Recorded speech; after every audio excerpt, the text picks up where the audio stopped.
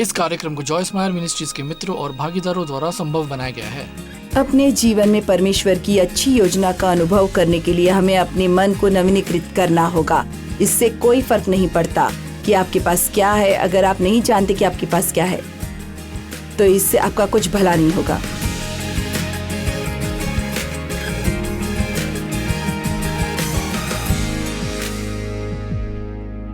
पिता, आज रात के वचन के लिए हम आपको धन्यवाद देते हैं और मैं प्रार्थना करती हूँ कि आपके वचन की शक्ति से जीवन बदल जाएंगे।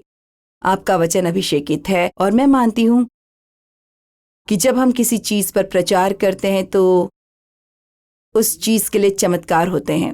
और मेरा मानना है कि लोगों के और उनके विचारों के बारे में एक प्रकाशन मिलने वाला है और वे उन्हें और ये कि वे अपनी जुबान को कैसे बदल सकते हैं और उनके द्वारा बोले जाने वाले शब्द कितने महत्वपूर्ण हैं। आमीन। ठीक है, बाइबल कहती है कि आत्मा का मन और शरीर का मन होता है। जब आप नया जन्म लेते हैं तो आपको मसीह का मन मिलता है। 1 कुरिन्थियों 2:16 कहता है कि हम में मसीह का मन है। एम्प्लीफाइड बाइबल में ये कहता है कि हम मसीह के विचारों, इरादों और उद्देश्यों को धारण करें। तो हमारे पास बहुत सी चीजें हैं, हमारे अंदर बहुत सी अद्भुत चीजें हैं जो आपके नए जन्म लेने के समय डाउनलोड किए जाने के समान होती हैं। यीशु आप में रहने के लिए आते हैं और इसलिए वो सब कुछ जो वो हैं वो आप में और मुझ में रहने के लिए आते हैं, लेकिन वो बीज के रूप में आते हैं जिन्हें पानी पिलाना और विकसित किया जाना है। और आप जानते हैं बाइबल वचन के जल के रूप में संदर्भित करती है, जो कि दिलचस्प है। जब आप वचन के जल के बारे में सोचते हैं, खैर परमेश्वर का वचन वो है जो आपके मन को नवीनीकृत करता है, क्योंकि इससे कोई फर्क नहीं पड़ता कि आपके पास क्या है। इससे कोई फर्क नहीं पड़ता कि मेरे पास क्या है। अगर मुझे नहीं पता कि ये मुझे मिल गया है और मुझे सच में नहीं, ये सिर्फ दिमागी ज्ञान नहीं है। आपको एक प्रकाशन मिलना चाहिए कि ये आपका है और ये केवल वचन का अध्ययन करने से आता है। वचन सुनने से, जैसे आज रात आप यहाँ हैं, लेकिन खुद से अध्ययन करना बहुत महत्वपूर्ण है। और बहुत से लोग सोचते हैं कि वे बाइबल को नहीं समझ सकते। वे, आप जानते हैं, ये और कुछ और, परंतु अब बाइबल के बहुत सारे अनुवाद मिल रहे हैं। यदि आपको वो नहीं मिल पाता जिसे आप समझ सकते हैं तो इसके लिए कोई बहाना नहीं है। और हमारे पास सभी प्रकार के बाइबल अध्ययन ऑनलाइन उपलब्ध हैं। आप बाइबल अध्ययन प्राप्त कर सकते हैं। आप उन लोगों को सुन सकते हैं जो उन वचन को सिखाते हैं और जो आपको समझा सकते हैं कि उन वचन का क्या अर्थ है। परंतु एक विश्वासी के लिए परमेश्वर के वचन से अधिक महत्वपूर्ण कुछ भी नहीं है। यह ऐसा है कि जिसे आप अनदेखा कर सकते हैं। अपने जीवन में परमेश्वर की अच्छी योजना का अनुभव करने के लिए हमें अपने मन को नवीनीकृत करना होगा। इससे कोई फर्क नहीं पड़ता कि आपके पास क्या है। अगर आप नहीं जानते कि आपके पास वचन है तो इससे आपका कुछ भला नहीं होगा। किसी के पास $1 मिलियन की विरासत हो सकती है, लेकिन अगर उन्हें नहीं पता कि उनके पास यह है तो वे गरीबी में रह रहे हैं। और इसलिए विश्वास करते हुए, आप जानते हैं, मैं सोच रही थी ये कितना अद्भुत है कि हम विश्वास कर सकते हैं। आपको हर दिन परमेश्वर को उस विश्वास के लिए धन्यवाद देना चाहिए जो उन्होंने आपको दिया है। कि आप जानते हैं कि ऐसे कितने लोग हैं जो किसी न किसी वजह से परमेश्वर पर विश्वास नहीं कर पाते। मैंने हाल ही में किसी की कहानी सुनी जो एक नास्तिक है। बचपन में किसी वजह से उनके साथ कोई घटना घटी और बहुत से लोगों के साथ ऐसी घटनाएं होती हैं जो अन्यायपूर्ण और अनुचित होती हैं और वे इसे समझ नहीं पाते। इसलिए वे निर्णय लेते हैं कि संभवतः कोई ईश्वर नहीं है, वरना ऐसा नहीं हो पाता। मगर इसलिए वो हमारी जरूरत के समय में मदद करने के लिए हैं। परमेश्वर ने हमें परेशानी मुक्त जीवन देने का वादा कभी नहीं किया। उन्होंने बस कहा, ढाढ़स बांधो, मैं संसार को जीत लिया है। वास्तव में उन्होंने हमें क्लेश का वादा किया है। संसार में तुम्हें क्लेश होता है, परंतु ढाढ़स बांधो, मैंने संसार को जीत लिया है। इसलिए मसीह को ग्रहण करने से पहले आप पाप कर सकते हैं। ये आपको जरा भी परेशान नहीं करेगा। मुझे परेशान नहीं किया। जब मैंने मसीह को ग्रहण करने से पहले पाप किया था, मैं सिर्फ पाप कर रही थी और इसकी परवाह नहीं की। लेकिन जब आप नया जन्म लेते हैं तो एक युद्ध शुरू हो जाता है। आमीन। क्या कोई इस युद्ध से परिचित है? सो हम कल्पनाओं को और एक ऊंची बात को जो परमेश्वर की पहचान के विरोध में उठती है, तो सबसे बड़ी बात यह है कि हमें सीखना चाहिए कि हम परमेश्वर की तरह कैसे सोचें, और ऐसा करने के लिए एकमात्र तरीका है परमेश्वर के वचन को जानना। और देखिए, ये सोचना गलत होगा कि मैं जो सोचती हूँ उसमें कोई मदद नहीं कर सकती। ठीक है, अगर आप इसमें मदद नहीं कर सकते तो कोई और नहीं करेगा। और जब बाइबल कहती है कि गलत विचारों को छोड़ दो, तो इसका अर्थ है कि जब पवित्र आत्मा आपको अवगत कराते हैं कि आप कुछ ऐसा सोच रहे हैं जो परमेश्वर के वचन के अनुसार नहीं है, तो आपको उसे एक अच्छे विचार में बदलना होगा। आमीन। और जो मैंने सबसे प्रभावी पाया वो यह है कि आप एक बात सोचकर कुछ और नहीं कर सकते। इसलिए यही वजह है कि वचन बोलना ज्यादा महत्वपूर्ण है, क्योंकि जब आप वचन जानते हैं, बाइबल कहती है जिस किसी ने मेरा वचन सुना हो तो वो मेरा वचन सच्चाई से सुनाए, यिर्मयाह 23:28। ठीक है, इसलिए मुझे ये विश्वास करने में बहुत कठिनाई हुई कि परमेश्वर मुझसे बिना किसी शर्त के प्यार करते हैं, क्योंकि हर किसी ने जब मुझसे कहा कि वे मुझसे प्यार करते हैं तो उन्होंने मुझे बहुत चोट पहुंचाई। इसीलिए मैं उस बिंदु पर पहुंच गई थी जहां मुझे पता था कि मैं अपने मन में जानती थी कि परमेश्वर मुझसे प्यार करते हैं, लेकिन ये अभी तक दिल में नहीं उतरा था। और मैं आपको बता दूं, जब आप बड़े होकर इसे पकड़ लेते हैं और आप बहुत सी समस्याएं खत्म कर लेते हैं, क्योंकि जब भी आप किसी परेशानी में पड़ते हो तो आप जानते हो कि परमेश्वर अब भी आपसे प्यार करते हैं और आप उनके प्यार पर सवाल नहीं उठाते। और इसलिए 1 साल तक मैं ये अंगीकार करती रही कि परमेश्वर मुझसे बिना किसी शर्त के प्यार करते हैं। कभी कभी जाकर मैं खुद को आईने में देखकर कहती हूँ, परमेश्वर तुमसे प्यार करते हैं, परमेश्वर तुमसे प्यार करते हैं। और इसलिए जब किसी की निंदा कर रहे हो या गलत बातें सोच रहे हो तो इसकी बजाय आप इसे ना कहें, जोर से बात करें, शैतान से बात करें। वो आपसे बात करता है, जोर से बात करें और कहें नहीं। ये विश्वास करने में कि मैं परमेश्वर के साथ सही हूं, मेरी भी ऐसी ही स्थिति थी।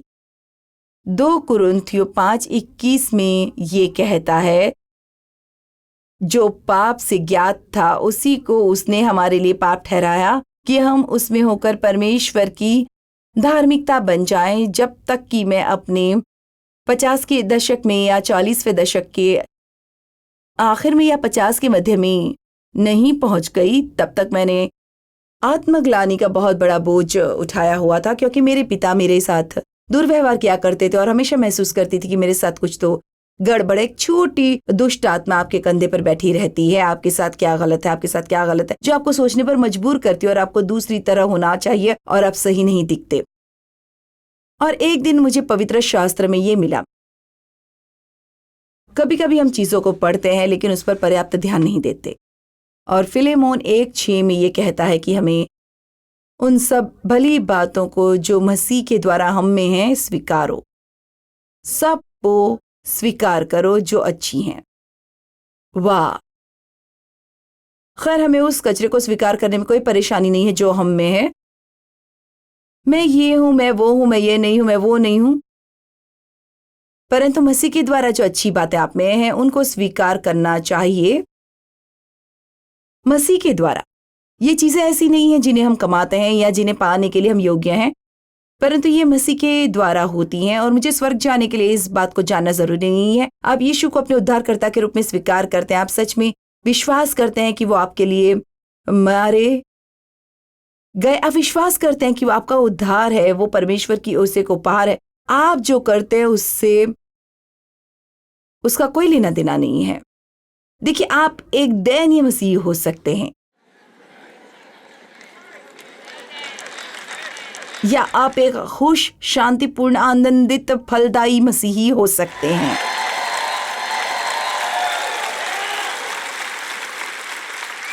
और ये निर्धारित होता है सीखने से कि कैसे सही सोचना है और सही बोलना है। आप सच में विश्वास कीजिए, मेरा मतलब है आप सच में ये विश्वास कीजिए कि परमेश्वर का वचन आपके बारे में क्या कहता है। इसलिए मैं हमेशा सोचा करती थी कि मुझ में क्या गलत है, मुझ में क्या गलत है। किसी तरह मैंने सोचा मेरे पिता ने मेरे साथ जो किया वो मेरी गलती थी। मुझे नहीं लगता था ऐसा हर किसी के साथ हुआ होगा। और निश्चित रूप से जब आप एक बच्चे होते हैं तो मुझे लगता है कि शायद इस ग्रह पर एकमात्र लड़की हूँ जिसके साथ ऐसा हो रहा है। और इन दिनों में कोई भी यौन शोषण या कौटुंबिक व्यभिचार के बारे में बात नहीं करता था और इसके बारे में आपने कभी सुना भी नहीं होगा। मेरी माँ वो मेरे पिता से बहुत डरती थी क्योंकि वो हिंसक और मतलबी थे और नशे में घर आते थे और उन्हें पीटते थे और उनमें ज्यादा आत्मविश्वास नहीं था। और वास्तव में उन्होंने सोचा भी नहीं था कि अगर वो उन्हें छोड़ दें तो वो मेरी और मेरे भाई की देखभाल कर सकती है। तो वो जानती थी कि वो क्या कर रही है क्योंकि उन्होंने एक बार उन्हें पकड़ा था और दूसरी बार मैंने उन्हें बताया था, लेकिन उन्होंने इसके बारे में कुछ नहीं किया। इस तरह मेरे पिता ने मेरा शोषण किया। मेरी माँ ने छोड़ दिया मुझे और मैं हमेशा सोचा करती थी कि मेरे साथ कुछ गलत हो रहा है। मेरा मतलब मैंने सोचा क्या कोई संभावित तरीका है जो सच हो सकता है। क्या मैं संभवतः परमेश्वर के साथ सही और मसीह में परमेश्वर की धार्मिकता बन सकती हूँ। खैर, मैंने इसे पढ़ा, मैं इससे सहमत थी, लेकिन यहाँ ऐसा नहीं था। और यहाँ आने का एकमात्र तरीका है दोहराना, दोहराना, दोहराना और दोहराना। अपने मन में उस बिंदु तक नवीनीकृत करना जहां कोई बकवास वापस नहीं आ सकती। अब मैं आपको एक छोटी सी कहानी बताती हूँ और जब मैं ये कहती हूँ तो मेरा मतलब आपको डराना नहीं, बल्कि आप में से कितने लोग जानते हैं कि शैतान और दानव है, उसके पास दुष्ट आत्माएं सहायक के रूप में, ठीक वैसे ही जैसे परमेश्वर के पास स्वर्गदूत हैं जो उनकी मदद करते हैं, शैतान और दुष्ट आत्माएं होती हैं। खैर, परमेश्वर उनके साथ सही होने के बारे में मुझे ये बात सिखा रहे हैं और तब तक मुझे इस पर पूरी तरह से विश्वास नहीं हुआ था। एक सुबह मैं रसोई की मेज के पास बैठी थी। मैं अपने बच्चे को खिला रही थी जो अब 42 साल का है, इसलिए वो कितना पहले की बात होगी। डेव और मेरे बीच में काफी बहस हुई थी। वो काम के लिए निकल गए थे और हमारे बीच बहस हुई थी, इसलिए मैं जोर जोर से बात कर रही थी, अपने बारे में बकवास कर रही थी। बिल्कुल मैं बेवकूफ थी, कभी कभी सही नहीं करती थी, सब कुछ मेरी गलती थी, मैं कुछ सही नहीं कर सकती, मैं हर दिन बकवास करती थी। आप में से कितने लोगों ने कभी अपने बारे में बुरी बातें कही हैं? खैर, मैं आपको बता दूं, सबसे बुरी चीजों में से एक जो आप कर सकते हैं वो है अपने बारे में बुरा कहना। शायद कई दूसरे लोग ऐसा कर रहे हैं, लेकिन आप अपने बारे में बुरी बात नहीं कह सकते। यीशु ने एक बड़ी कीमत चुकाई है हमें एक अच्छा जीवन मिले, इसलिए एक अविश्वसनीय कीमत चुकाई है। उनके पास हमारे लिए अच्छी योजनाएं हैं। बाइबल इफिसियों 2:10 में कहती है, उसने हमारे लिए पूर्व निर्धारित, पूर्व योजनाबद्ध एक अच्छा जीवन तैयार किया है ताकि हम उसमें चल सकें। उन्होंने वो सब कुछ किया है जो वो कर सकते हैं। हम अपने जीवन में यीशु के द्वारा कुछ और करने की प्रतीक्षा नहीं कर रहे हैं। वो इंतजार कर रहे हैं कि हम विश्वास करें कि उन्होंने क्या क्या किया है और इसे हमारे जीवन में काम करने के लिए रखा है। और इसीलिए और मैं आपको ये बताती हूं कि जब तक आप अपने बारे में बुरा महसूस करना बंद नहीं करते और सच में ये विश्वास करना शुरू नहीं करते कि परमेश्वर आपसे बिना शर्त के प्यार करते हैं और उन्होंने आपको उनके साथ सही कर दिया है, तब तक आप गलत काम करते रहेंगे। लेकिन आप में और आपके काम में फर्क है। देखिए, हम मनुष्य की कारीगरी नहीं है, हम मनुष्य हैं और इसलिए मैं मसीह में परमेश्वर की धार्मिकता हूं। मैं गलत चीजें करती हूं लेकिन मुझे उनके लिए खेद है। मैं परमेश्वर से प्यार करती हूं, मैं चीजों को गलत नहीं करना चाहती और मैं हर समय बढ़ रही हूं और मैं बदल रही हूं। क्या आप जानते हैं, आज रात आप यहाँ बैठे बैठे बढ़ रहे हैं जब तक कि आप मुझे सुनना बंद नहीं कर देते और बिल्कुल भी ध्यान नहीं देते। पर ऐसा करना थोड़ा मुश्किल है क्योंकि मैं इसे जोर से कह रही हूं। आपको किसी और को पसंद करने से पहले खुद को पसंद करना होगा। आप वो नहीं दे सकते जो आपके पास नहीं है, इसलिए परमेश्वर आपको वो सब कुछ देते हैं जिसकी आपको जरूरत होती है। वो अपना प्यार आप में डालते हैं ताकि आप उस प्यार को पा सकें और फिर इसे अपने द्वारा अन्य लोगों तक बहने दे। अगर वो हमें धार्मिकता नहीं डालते तो परमेश्वर हमें दुनिया में सही काम करने के लिए क्यों कहते? अगर मुझ में कोई धार्मिकता नहीं होती तो मैं कुछ भी सही नहीं कर सकती थी, कुछ भी नहीं। आमीन। पवित्र आत्मा का सारे फल हम में है। अगर मुझ में कोई अच्छाई नहीं होती तो मैं कुछ भी अच्छा कैसे कर सकती? इसलिए आपको विश्वास करना होगा कि परमेश्वर की कृपा से ये चीजें आप में हैं, और अपनी जिम्मेदारी निभाना वो नहीं है जो हमें बचाता है, लेकिन ये वही है जो निर्धारित करता है कि आपके पास किस तरह का जीवन है और आप में से कितने लोग हैं जो बहुत कुछ करने की बजाय अपने जीवन का आनंद ले सकते हैं। आमीन। ठीक है, आप में से कितने लोग खुद से इतना प्यार नहीं करते जितना आपको करना चाहिए? अब हम करने आए हैं यहां पर। आमीन। बस विश्वास कीजिए। जब आप सच में इसे पा लेते हैं तो ये आसान हो जाता है। लेकिन ये धार्मिकता वाली बात जो मैंने शायद कभी कही है, और अब भी मुझे नहीं पता कि ये अब भी हर दिन कहती हूँ, लेकिन मैं ज्यादा दिनों तक ऐसा बोलने से नहीं चूकती, और मैं इसे जोर से कहती हूँ, मैं मसीह में परमेश्वर की धार्मिकता हूँ। मैं मेमने के लहू से पवित्र की गई और अलग की गई हूँ। मेरे विरुद्ध बनाए गए कोई भी हथियार सफल नहीं होंगे। हर एक जीभ जो दोष लगाने के लिए मेरे विरुद्ध उठती है उसे मैं गलत सिद्ध करूंगी। मैं सिर हूं, पूंछ नहीं, मैं ऊपर हूं, नीचे नहीं। मेरा मतलब आप कुछ दिनों तक हर दिन 3 से 4 मिनट लीजिए और बहुत जल्द आप सोचेंगे कि आप जानते हैं मुझे इस पर विश्वास है। अब आप किसी और को सिर्फ इसका प्रचार करते हुए नहीं सुन रहे, आप इसे सिर्फ एक किताब में नहीं पढ़ रहे हैं, बल्कि ये ऐसा है जैसे हाँ मैं परमेश्वर के साथ सही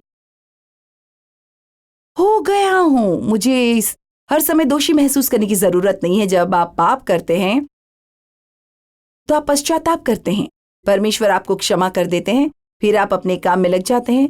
यशायाह में मुझे लगता है कि ये 43:25 है। ये कहता है कि परमेश्वर अपने नाम के निमित्त हमारे अपराधों को मिटा देते हैं। मुझे ये पसंद है।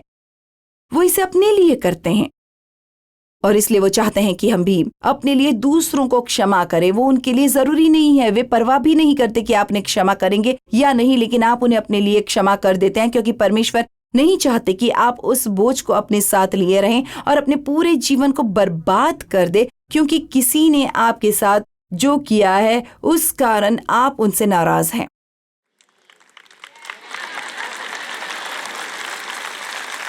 आमीन। तो इससे पहले कि आप नया जन्म लें, आपके पास पहले से ही शरीर का मन है। ये वही है जिसका उपयोग हम बाहर काम करने के लिए करते हैं, जिसका अर्थ है कि हम वही करते हैं जो हम चाहते हैं, जो हम सोचते हैं और जो हम महसूस करते हैं। आपका प्राण, आपका मन, आपकी इच्छा और आपकी भावनाएं हैं। तो मैं चाहता हूं, मैं सोचता हूं, मुझे लगता है, मैं चाहता हूं, मैं सोचता हूं, मुझे लगता है, मैं चाहता हूं, मैं सोचता हूं, मुझे लगता है। और हम हमेशा हर किसी को बताते फिरते हैं कि हम कैसा महसूस करते हैं और हम क्या चाहते हैं और हम क्या सोचते हैं। ठीक है, मुझे लगता है, मैं चाहता हूं, लेकिन इसमें से कोई भी हमें परमेश्वर के बारे में नहीं बताता। और फिर जब हम नया जन्म लेते हैं तो हमें ये आत्मिक मन मिलता है, लेकिन इसका नवीनीकृत होना जरूरी है। इसे नियमित रूप से जगाना और जीवित करना और परमेश्वर के वचन को खिलाना होगा। और इसलिए जब आपको मसीह का मन मिलता है और आप इस नई आत्मा को प्राप्त करते हैं और परमेश्वर की आत्मा आप में होती है, फिर जब आप पाप करते हैं तो आप इसके साथ बहुत सहज नहीं हो पाते, क्योंकि आप में कुछ ऐसा है जो आपको परेशान करता है और आपको परेशान करता है और आपको परेशान करता है, और आप जान भी नहीं पाते कि आपको ऐसा क्यों लग रहा है। ये जैसा बस मुझे अंदर से भारी लग रहा है और मैं वो उदास हो रहा हूं। क्या आप जानते हैं कि जिस तरह से आप बात करते हैं उससे आप खुद को दुखी कर सकते हैं। आप किसी के बारे में अच्छी खासी बुराई करें और फिर देखें कि आप कैसा महसूस करते हैं। हम ऐसा करके अच्छा महसूस नहीं कर सकते। जब आप लोगों के बारे में अच्छी बातें करते हैं तो आपको अच्छा लगता है। आप लोगों के बारे में बुरी बातें कहेंगे तो जो आप बोएंगे वही काटेंगे। इसीलिए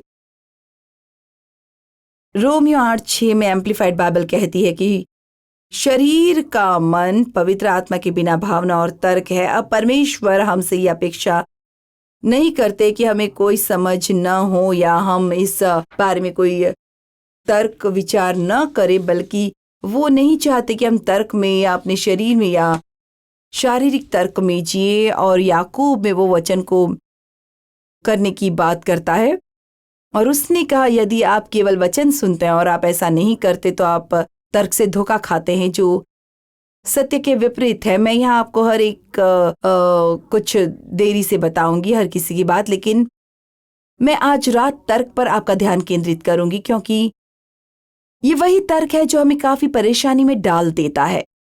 तो मैं आपको बताना चाहूंगी यहाँ ड्रेस क्यों है, और तब हम इसे मंच से हटा सकते हैं ताकि आप आश्चर्य करते हैं और इससे आपको ये समझने में मदद मिलेगी कि मैं किस बारे में बात कर रही हूँ। हमारे यहाँ एक लड़की थी जिसने वर्षों तक स्वेच्छा से हमारे लिए काम किया। मैं जानती हूँ आप में से कुछ लोगों ने मुझे ये कहानी कहते हुए सुना है और आप लोगों ने देखा भी है, परंतु आपने कितने लोगों ने नहीं सुनी है, बिल्कुल ठीक है। खैर, तो मैं आपको बताती हूँ, पेनी ने इसे सुना है, मुझे नहीं पता कि कितनी बार। उसने कहा हर बार जब आप इसे बताती है तो मुझे अच्छा लगता है। तो इस लड़की का नाम था रुथ एन, और एक सुबह मैं उस सभा में जाने के लिए तैयार हो रही थी जो मेरे शहर में हर सप्ताह होती है और जहां उसने स्वयं सेवा की थी। और इसलिए मैं अपनी अलमारी के सामने तैयार हो रही थी और मैं रूथ एन के लिए प्रार्थना कर दिया, परमेश्वर रूथ एन को आशीष दे, वो बहुत ही महान स्वयं सेवक है। मैं रूथ एन के लिए क्या कर सकती हूँ? बहनों, कभी अपनी अलमारी के सामने किसी से ये प्रार्थना मत करना। तब तक नहीं जब तक आप अपनी पसंदीदा ड्रेस से मुक्ति पाने के लिए तैयार ना हो। आमीन। और मैंने इस ड्रेस को खरीदा था। अब ये ड्रेस 40 साल पुरानी हो गई है। मैंने ये ड्रेस खरीदी थी और वास्तव में मैंने इसे अपने से बड़ी साइज की खरीदी थी, क्योंकि वहाँ केवल एक ही ड्रेस थी जो मुझे बहुत पसंद आई थी। और हालांकि ये एक फुल स्कर्ट है, वास्तव में अब बता नहीं पाएंगे कि ये कितनी बड़ी थी। इसके साथ का एक बैग था और मैंने लाल और चांदी के रंग की बालियां भी खरीदी थी जो सच में इसके साथ बहुत जचती थी, और शायद ये मेरे पास 1 महीने या 6 सप्ताह तक रही होगी और मैंने अब तक इसे पहना भी नहीं था। ये मेरी अलमारी में प्लास्टिक बैग में थी और कान की बालियां दराज में थी। और जब मैं परमेश्वर से पूछ रही थी कि मैं रुथ एन के लिए क्या कर सकती हूँ, तो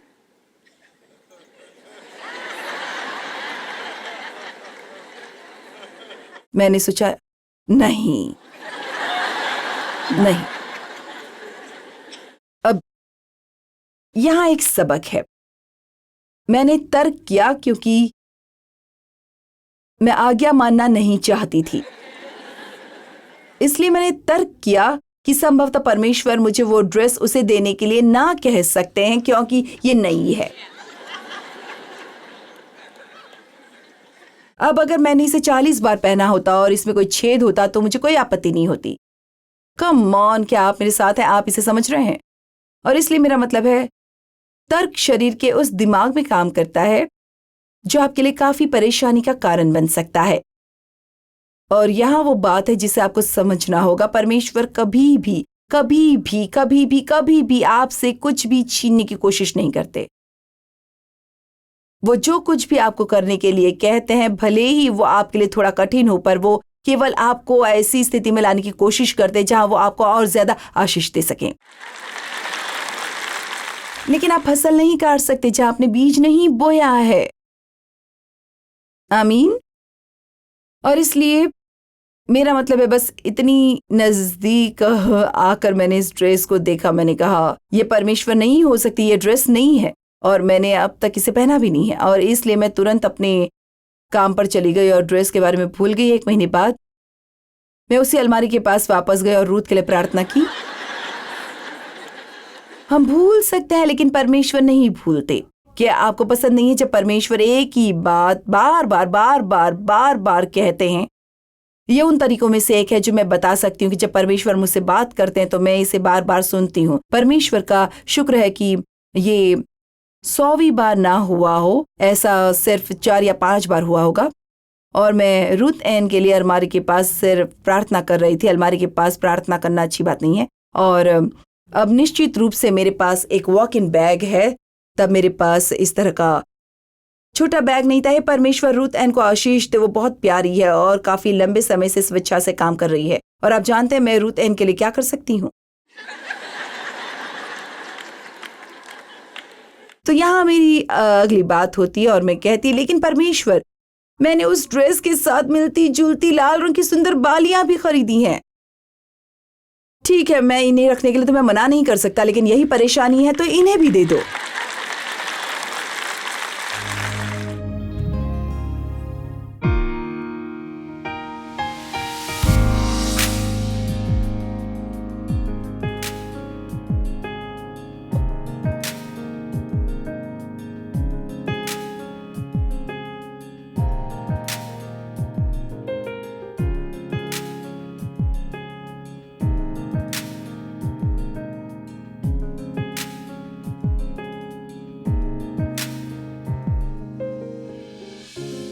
इस कार्यक्रम को जॉयस मायर मिनिस्ट्रीज के मित्रों और भागीदारों द्वारा संभव बनाया गया है।